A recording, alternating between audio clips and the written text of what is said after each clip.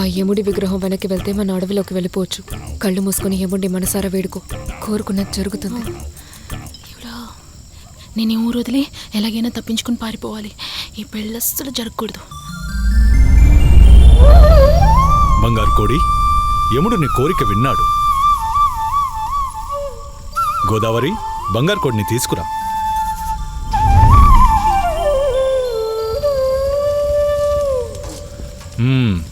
రేయ్, హెల్మెట్ తీరా.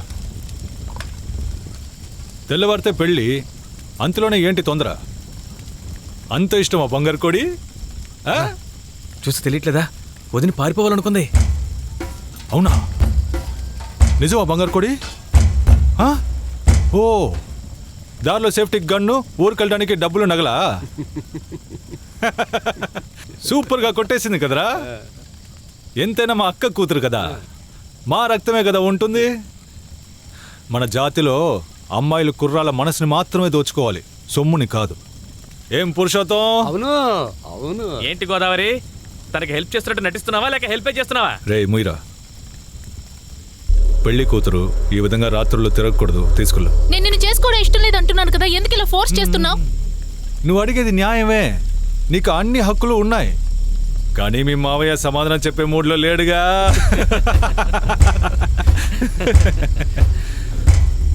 నువ్వు 2 విషయాలు మర్చిపోయావు.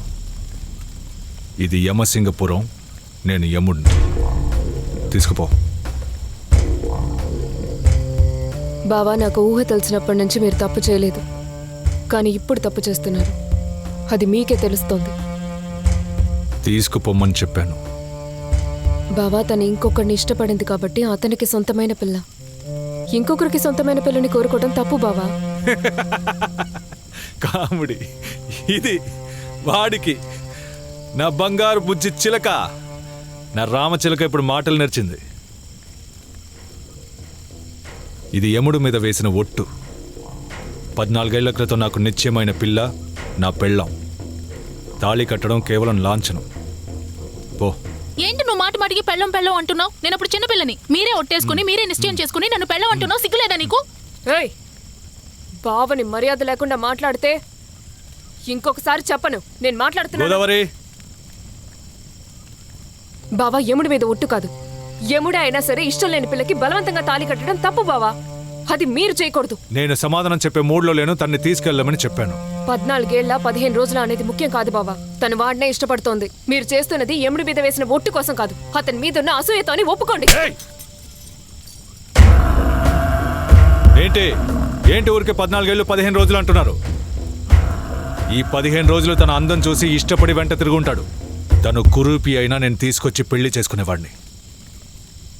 రెండిటికి తేడా ఉంది. తీసుకుపో. పో, వెళ్ళమని చెప్పాను. రా వెళ్దాం. అన్నా, నిన్న విషయం కనిపెట్టానా? గోదావరి నిన్ను ట్రై చేస్తోంది.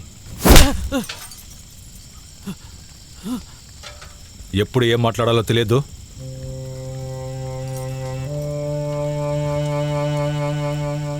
కొంచెం లేట్గా చెప్పుంటే పర్వాలేదా అన్నా? ఇప్పుడు చెప్తున్నాను, నేను పక్కనుండగా నా విలువ నీకు తెలీదు. నువ్వు జాగ్రత్తగా ఉండన్నా. వస్తాను.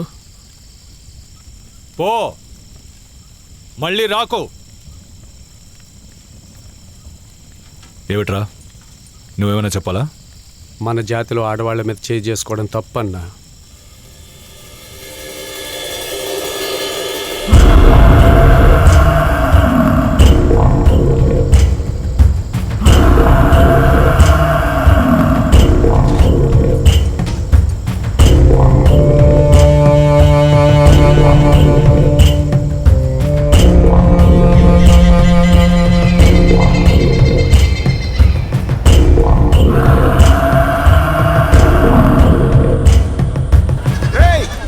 చేస్తున్నారా?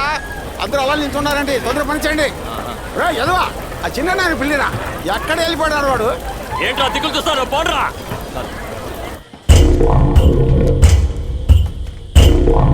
నువ్వు వెళ్ళు.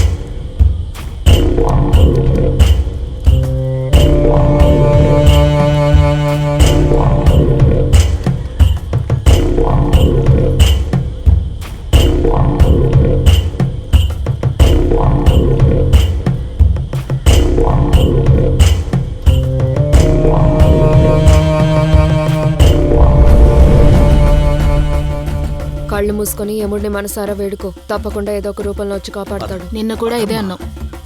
వెళ్ళు. అంకుల్,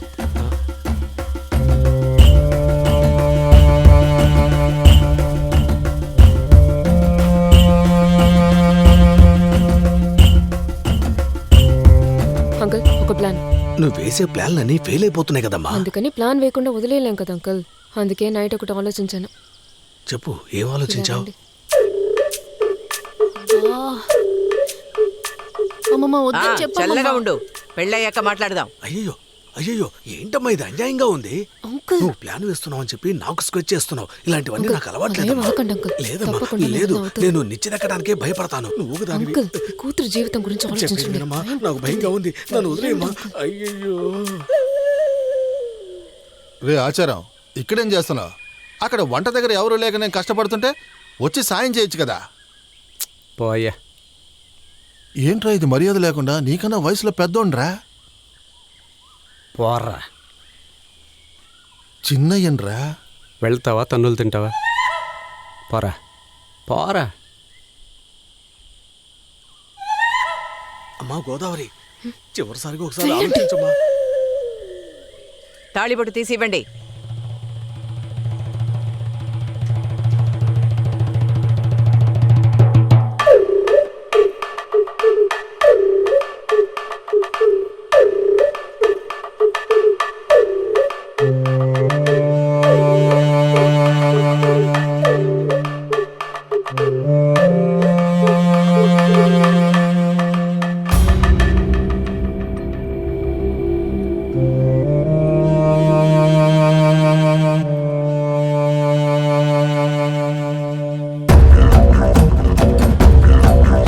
మావయ్య వద్దు మావయ్య. అమ్మ కట్టొద్దని చెప్పమ్మా.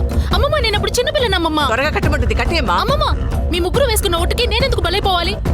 మావయ్య వద్దు మావయ్య ప్లీజ్. మావయ్య నువ్వు తాళి కట్టిన తర్వాత నేను పారిపోతే అప్పుడేం చేస్తావు? ఓయ్, కాళ్ళు విరిచేస్తాను. ఏంటేదేదో మాట్లాడుతున్నావు? ఆయన ఎవరో తెలుసా నీకో? బావలాంటి భర్త దొరకడం నీ అదృష్టం. నిన్ను చూడకుండానే ఇన్నేళ్లుగా మనసులో పెట్టుకున్నాడు. ఆయన విలువ నీకు తెలీదు. మీరు కట్టండి బావా, ఎలా పారిపోతుందో నేను చూస్తాను. కట్టు అమ్మా. బావా మార్చి కడతారేమో, జాగ్రత్తగా కట్టండి.